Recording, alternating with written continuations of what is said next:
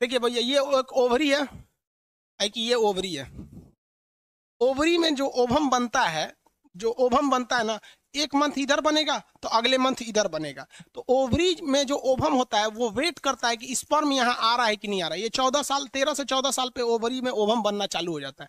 मान लीजिए यहाँ पे ओवम बना और यहाँ से स्पर्म आके निषेचन कर लिया, तो जैसे निषेचन करता है तो यहाँ बच्चा जन्म ले लेता है, तो ये ओवरी से ओवम बनना बंद हो जाता है और मेंसुरेशन साइकिल रुक जाती है। तो जब कभी किसी महिला का मेंसुरेशन साइकिल चालू था और रुक गया तो समझ जाइएगा कि वो प्रेग्नेंट हो गई है। समझ में आ गया कि नहीं आएगा? दूसरा देखिए, ये मेंसुरेशन साइकिल मान लीजिए जनवरी में इधर बना तो फरवरी में इधर बनेगा।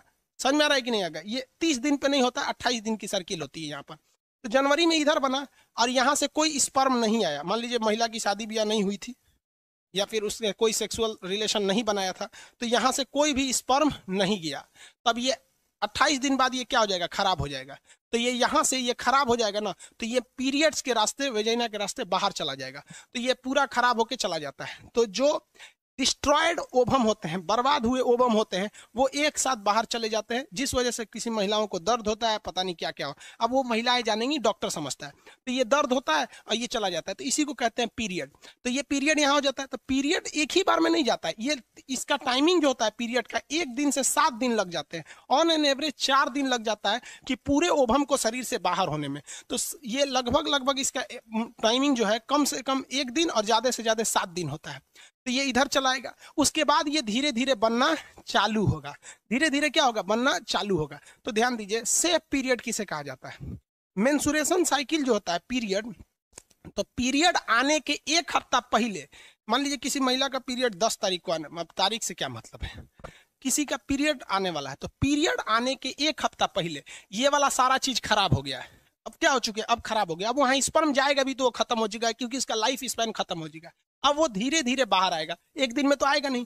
तो पीरियड्स जब रहता है मेंसुरेशन साइकिल, तो इसके पहले जो 7 दिन होता है, वो 7 दिन में ये केवल खराब हुए ओवम बाहर आते हैं या बाहर आने की तैयारी में रह जाते हैं। तो इस दौरान अगर कोई सेक्सुअल रिलेशन बनाता भी और स्पर्म आ भी जाता है तो प्रेग्नेंट नहीं होगी।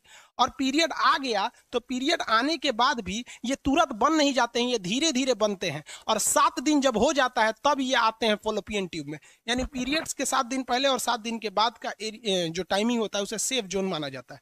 किसी को कोई दिक्कत नहीं है? समझ में आ गया? आगे बढ़ जाए यहाँ पर।